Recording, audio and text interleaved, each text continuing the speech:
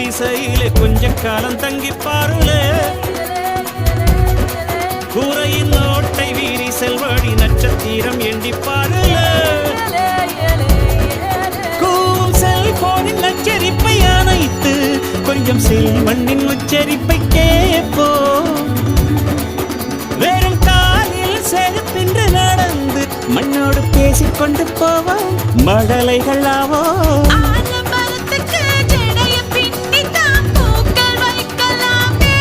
உரோரம் ஐயனாரிடம் கத்தி வாங்கித்தான் பென்சில் சீவலாமே